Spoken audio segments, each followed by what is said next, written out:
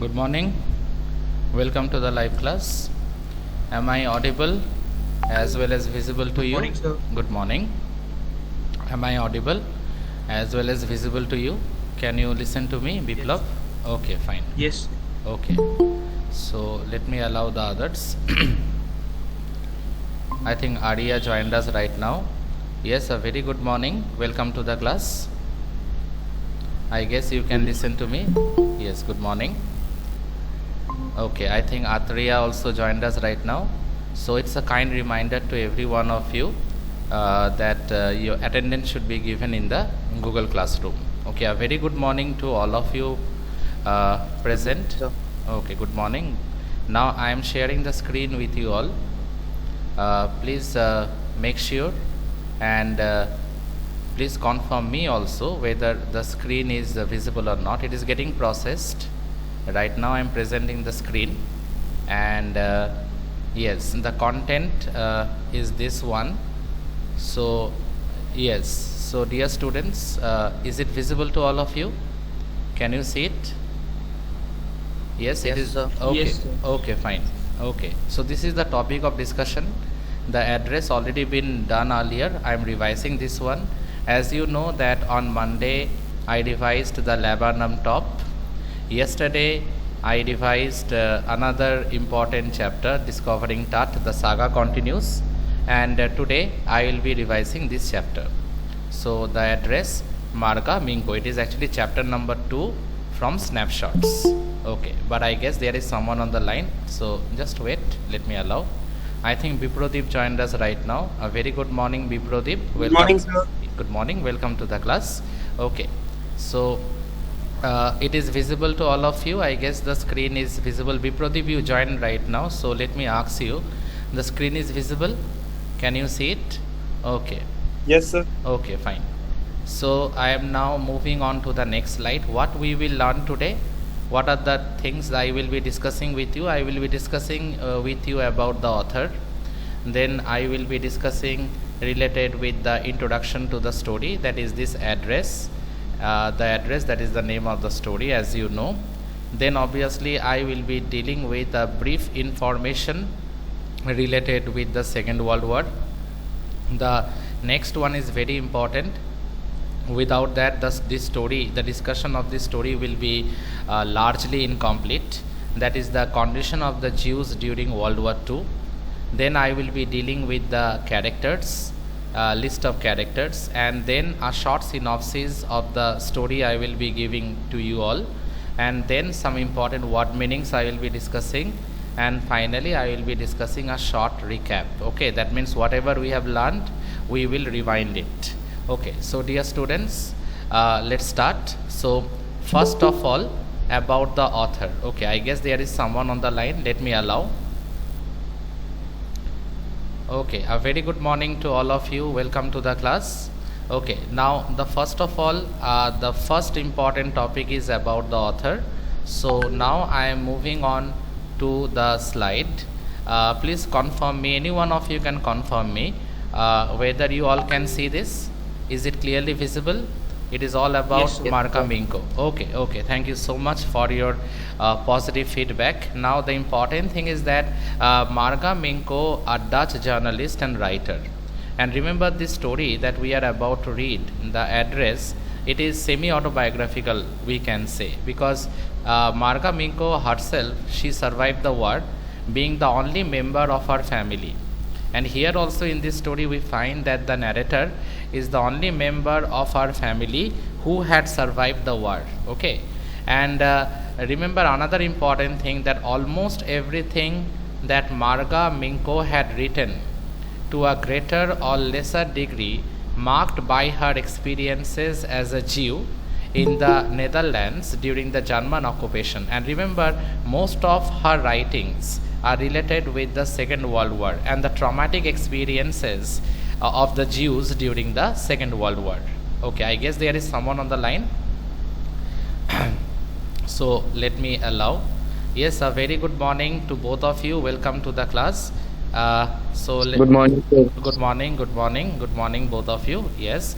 Now, the important thing, as I was saying, that most of our writings are related with the Second World War, particularly related with the traumatic experiences of the Jews during the Second World War. And another important thing, she was the youngest child in an Orthodox Jewish family. And the next important thing, I already told you earlier, that she was the only member of her family to survive the Second World War. Now, there lies the semi autobiographical part, because in the above story also, we find it is the narrator who actually survived the war, being the only member of her family. And in real life, Marga Minko was the only member to have survived the war, okay, from her family. And related with some of the characteristic traits that can be noticeable in her novels and short stories is that mostly her novels and short stories consist of short sentences.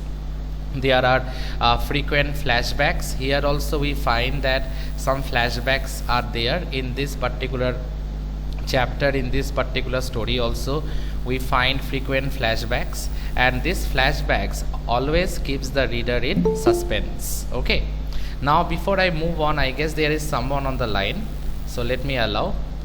Yes, I think Anubhav joined us right now. Okay, so let us move on. I am moving on to the next slide. I guess the slide is visible to all of you, isn't it? Introduction to the story. Now, what is this story all about? Okay, so remember, when we discuss about the story, the address, remember 46 Marconi Street plays a very important role.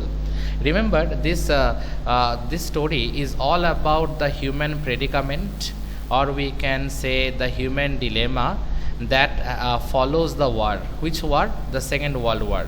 And obviously, what is the core concept of the story?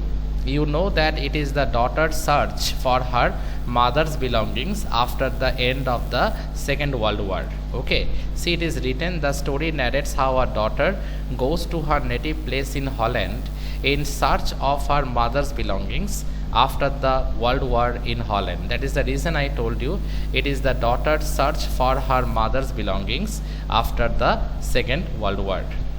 Now, but the important thing is that when she saw those things with her own eyes, she was very disappointed, because the things were arranged in a very haphazard manner. It was not properly organized. Ultimately, she realized that the address had no such importance at all for her. It has lost its importance. Even the things been kept inside the house of Mrs. Doling, now those things had also lost its value and charm. And ultimately, the narrator realized that ultimately these things will give her pain, not enjoyment or pleasure. These things will, that means the things that actually belong to her mother, but those things, when she saw later in the house of Mrs. Doling, kept in a very disorganized, haphazard manner, she felt very uncomfortable. Okay, dear students, she felt very uneasy. And finally, as I repeated a few minutes earlier, I am repeating myself once again. And another important thing, she realized that those things will ultimately will not give her anything, but ultimately what she will receive pain, nothing else. So at the very end of the story, as you know, because already it has been discussed earlier, that we find that the narrator was resolved, very much resolved, to forget the address and start his life afresh, because the burden of the past was too heavy for her to bear. The burden of the past was too heavy for her to endure. So she decided to forget about all these things, and she decided to move on. But will it be easy for her to move on with her life in this way? It is not so easy, and obviously to forget her mother's belongings, it is also very difficult for her. Okay, now I already discussed this slide. I am moving on to the next one. Is there any problem related with this particular slide or material that I discuss right now, or is it clear to all of you? Shall I move on to the next one?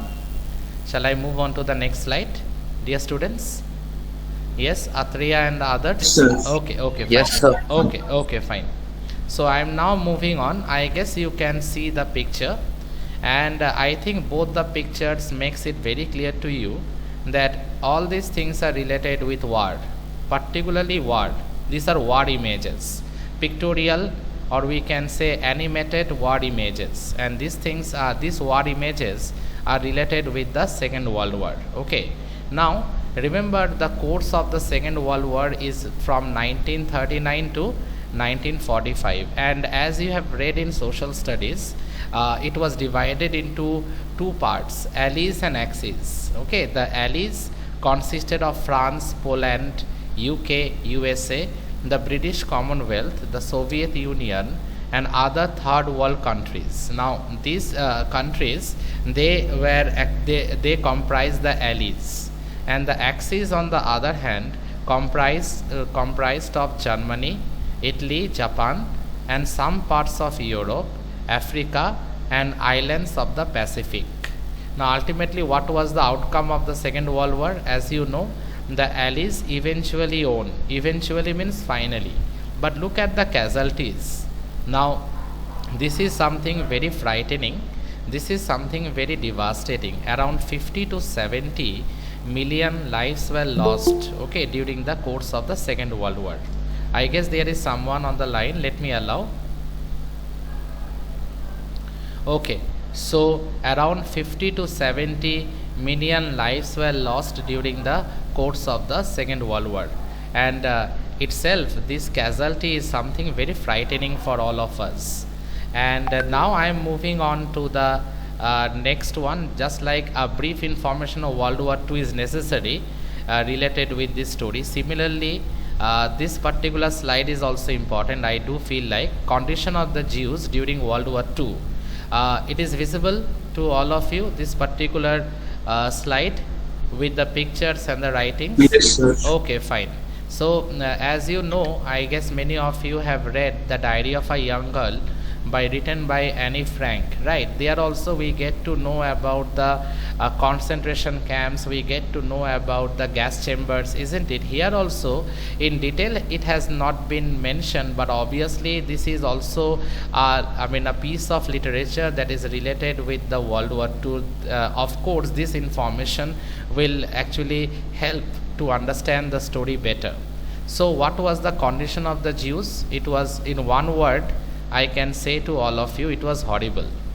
Okay, that is something you all are very familiar with. Okay, the condition of the Jews, what exactly was their condition during the World War II? In one word we can say it was horrible, because we can say typical medical experiments were done on them, and it was done unto death. Okay, sometimes they were sent to the labor camps, sometimes they were sent to the concentration camps, sometimes their lives were taken in mass shootouts. Okay, and another important thing is that those who survived. Okay, it just like in case of Diary of a Young Girl, it was Otto Frank, the father of Anne Frank.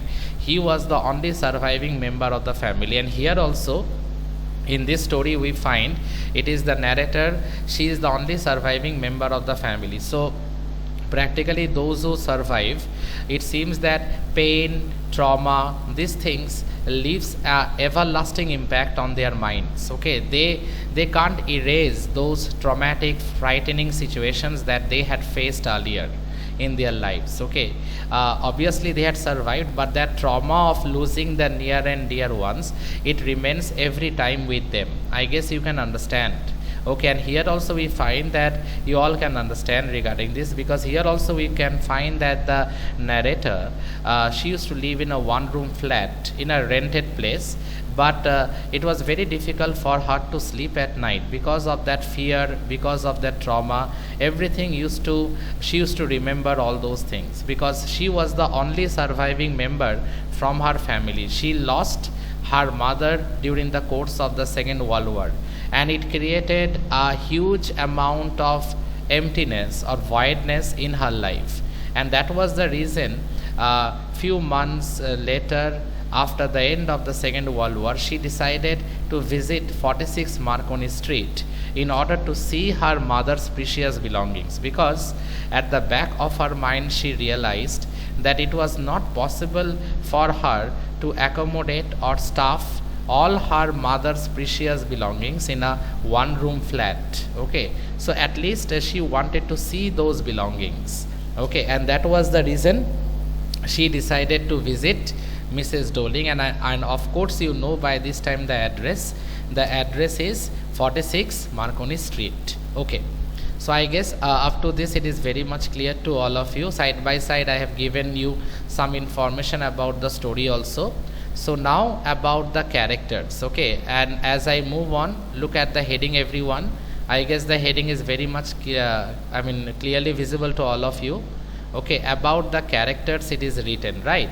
So the first and the foremost, the important character is definitely that of the narrator, because the narrator is the most important character.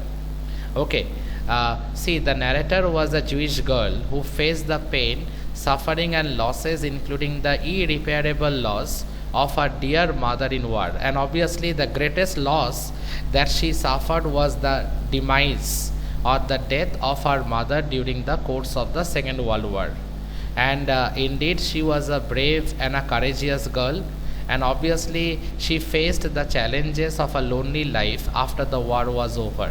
Now this is something we should mention, because now after the war, World War II was over, now she is living in a one room flat, as we get to know from the story. So indeed she was a brave and courageous girl. And most important thing is that she decided to see her mother's belongings, because those things that were kept in the house of Mrs. Doling, those things were very much close to her. Okay, see this, she was attached to her mother's belongings, and after returning to her home city, she went to Mrs. Doling to claim her mother's things back. Okay, she went to Mrs. Doling obviously to claim her mother's things. Okay, that is something very important. And Mrs. Doling was very much cold, very much rude, indifferent in her behavior. She never talked in a polite manner, and she very tactfully avoided the narrator.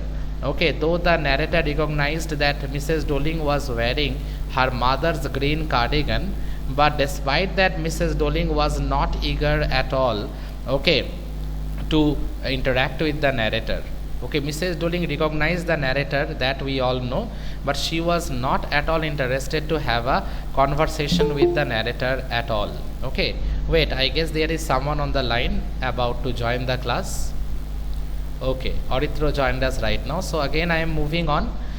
So see this line, she had already suffered many losses, including the permanent loss of her dear mother. And obviously this insult or this humiliation, this act of avoidance on the part of Mrs. Doling, this the narrator never expected. Okay, but that actually broken her. Yes, hello, any doubt? Sir, you said, sir, Anne Frank died.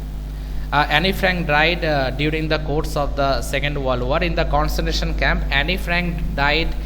Their mother Edith Frank died. Anne Frank's 3-year-old elder sister Margot Frank also died. Only Otto Frank survived the war. And later, when he returned back, he found that particular diary, and later he decided to publish it. Okay, they died in the concentration camp. Anne Frank also died, their mother also died. Then obviously the elder sister, as I referred to her name, Margot Frank, also died during the course of the Second World War. Just few months before the end of the Second World War only they died. Okay, any more doubts? No, sir. Okay, fine. Okay, so here also we find, because this is also semi-autobiographical as I told you, here also we find that the narrator is the only surviving member of the family, and also we find that the author was also the only surviving member and here in the story the narrator is the only surviving member. So you can understand the autobiographical connection that I was talking about. Okay, now see, Mrs. Doling behaved in a very rude manner. Okay, her behavior was very cold, indifferent, and in a very tactful manner, very tactfully she told the narrator to come again. And the narrator was totally surprised at this sort of behavior from someone who's supposed to be her mother's friend. Actually, dear students, we should know about this, that Mrs. Doling actually exploited the narrator's mother in the name of friendship. Okay, now let us move on. I am moving on to the next slide. I guess it is visible. Mrs. S, narrator's mother, she was exploited by Mrs. Doling, who promised that her belongings were safe with her, but she never received them again. Obviously, because Mrs. Doling knew at the back of her mind that the narrator's mother won't survive the war. Okay, she couldn't survive and she died. We all get to know about it. Now, if someone is a real villain in this particular chapter, then obviously that particular villain is none other than Mrs. Doling. Now, not only she is the villain in this particular story, she is a thief also, and she was dishonest also. Okay, she did not invite the narrator to her house to treat her like a good guest. She haven't invited the narrator also, because she knew at the back of her mind that she recognized the narrator, but she pretended that she never ever had seen her previously. Why? Because she knew it very well, the real purpose of the narrator's visit. Okay, so that was the reason she closed the door on her face, and the narrator was shocked, and the narrator felt very sad by this gesture and by this behavior on the part of Mrs. Doling. But remember one thing, unlike the mother, the daughter was kind enough, because on her next visit, that means the narrator visited the second time, on her next visit the daughter allowed the narrator inside the house, but the things were kept in such a haphazard manner. As you know, the narrator felt very disgusted, very uncomfortable, and decided to leave that place, though the Mrs. Doling's daughter offered her a cup of tea, but she decided to leave everything behind, because she was very disappointed by looking at the things kept that was being taken from her mother. The things were arranged in a very unorganized, disorderly manner. Okay, and that actually led her to be very disappointed. Okay, now I am moving on to a short synopsis. I guess you can all see. Now, basically, as I told you, that it is a story that is related with a daughter's search for her mother's belongings, and even after the war got over, she faced the loneliness and challenges alone in her life. She decided to see her mother's belongings, but she never expected that Mrs. Doling will behave in such a cold and indifferent manner with her, and won't allow her even inside the house. And initially she failed to recognize her.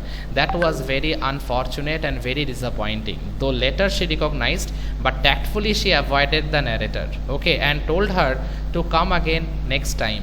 Okay, so moreover, we get to know with some flashback incidents, we get to know that the narrator interacted with Mrs. Doling, and it was the narrator's mother actually who initiated the meeting between the narrator and Mrs. Doling previously. Now, in flashback, we get to know that the narrator went out of his house for some work. When she returned, she found that many of the precious things in the house went missing. When being inquired, her mother told her about Mrs. Doling, and even told her that Mrs. Doling decided to keep the things in her house, and so that these things remain safe during the war. And after the war gets over, she assured that obviously these things will be returned back to her. Now, the narrator's mother, Mrs. S, she was very innocent, and she haven't understood the fact that Mrs. Doling actually exploited the narrator's mother in the name of friendship. Okay, and if you have read the text very carefully, You all know about it that every time she used to come with an empty bag, and whenever she used to go out of the house, the bag used to be full with all the precious belongings. Okay, now I am moving on. I am now moving on to the next slide. Okay, I guess you can all see it. Now, see, on her second visit, she was allowed inside the house. Now, remember one thing, the narrator was very much eager to see her mother's belongings. But when she went to that particular place for the second time, remember the address? 46 Marconi Street. The things were kept in such a haphazard manner that she felt utterly disappointed. Okay, and she felt suffocated also. Okay, and she decided not to remain in that place, though the behavior of the daughter was far better in comparison with that of the mother, because Mrs. Dowling haven't allowed her, at least Mrs. Dowling's daughter allowed her, but she decided to leave that place because the excitement, the curiosity, dear students, that she had initially related with those precious belongings, everything got ruined. Okay, everything got ruined when she saw that how disorderly, how in a very unprofessional manner, in a haphazard manner those things were kept. She was very, very disappointed, and she realized that the things that actually belonged to her mother, dear students, those things were useless to her in the present context. Those things were very much useless to her. Okay, and another important thing, she finally decided to leave those things and forget them forever. Now she decided not to remember those things and decided to forget them forever. But we know, we can understand human psychology. Now at that very moment she decided to forget those things. But if you think from a closer perspective, and the human psychology says that it is very difficult to forget the things associated with someone you love. Okay, and obviously here it is related with the narrator's mother, so of course there is a emotional connection that the narrator has with those things.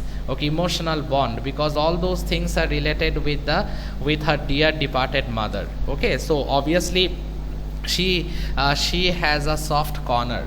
So though at the end of the story she decided to lift the burden off her shoulders, but there is a doubt. Okay, according to me, I do feel like that she will again return back to that place, because the memories of her dear departed mother are kept in that particular house, that is 46 Marconi Street. Okay, now having said that, I am now moving on to the word meanings. Okay, now dear students, whatever I discuss right now with you all, is it clear to all of you? Is there any doubt at the in your mind? You can ask me, or whatever I discussed till now, it is clear to all of you.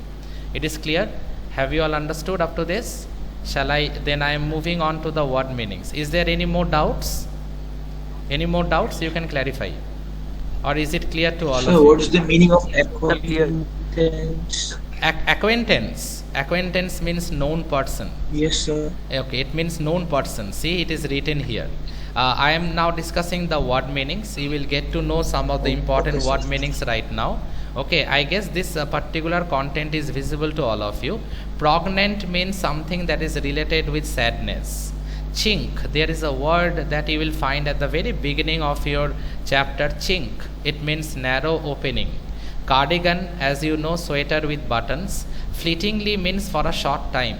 Okay, the word that is very important is these two words. Okay, bay window and jam. These two words also you will find at the very beginning of the story only.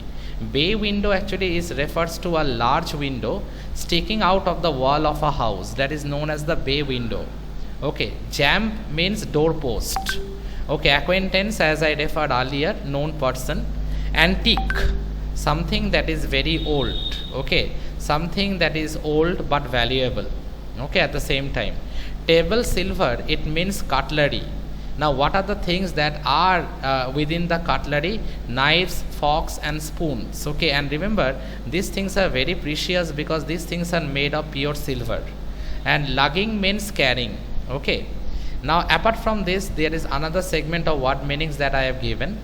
Creak, the word creak means strain.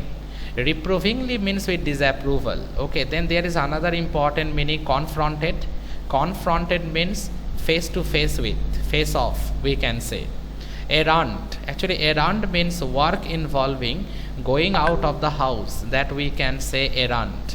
Hanukkah, Hanukkah is actually used in the Jewish festival of lights. If you have read very carefully Diary of a Young Girl, there also you will find the mention of the word Hanukkah. Cumbersome means something that is unmanageable. Fancied means desired. Okay, now I am moving on to the final segment, and what we have learned till now, a short recap. Remember, this story is divided into two parts. One is before the war, that is referred as the pre-war circumstances. Another one is the post-war times or circumstances. Okay, that means the story moves around two timelines like a pendulum.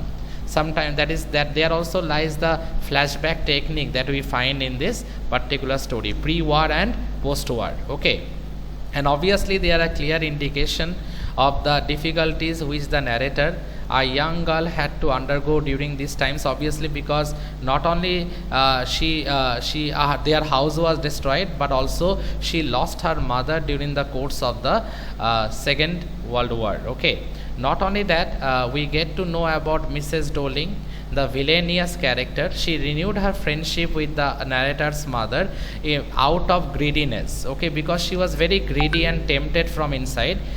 Friendship was not her actual desire. Her actual desire was to take possession of the precious belongings that actually belonged to the narrator's mother. Okay, and she exploited the narrator's mother, as I told you, in the name of friendship. And after the war was over, when things became normal once again, the narrator used to remain in a one-room rented house. She went to meet with Mrs. Doling, but unfortunately, despite knowing the fact that Mrs. Doling has kept all the things in her house, and even she was wearing the green cardigan that belonged to the narrator's mother, Mrs. Doling's attitude towards the narrator was very cold, very indifferent, a bit rude, and she tactfully decided to avoid the narrator. The narrator went again, but Mrs. Doling's daughter was not like her mother. She allowed the narrator inside the house. Okay, but the things were kept in such a haphazard manner, in such a reckless manner, that the narrator felt suffocating. Felt very much suffocative from inside, and decided to leave that place at once. Okay, because when she got confronted with the thing, she lost interest in the things that had belonged to a connection that no longer existed.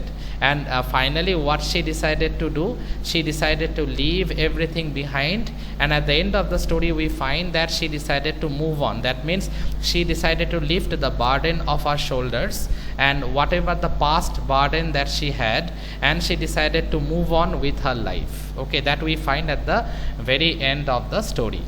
Okay, so that is all about the story. So I guess you all have understood by now. So thank you everyone for cooperating with me and for a patient hearing.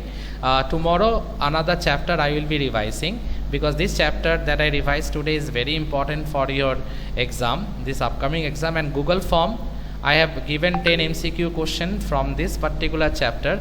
It's my request to everyone should solve and everyone should submit. Automatically you can see your answer also. It will be seen, it will be displayed. So 10 marks. Let's see how many of you get 10 out of 10. Okay, thank you everyone. Have a nice day. Thank you everyone. Thank you, sir. Thank you, sir. Thank you. Thank you, sir. Thank you.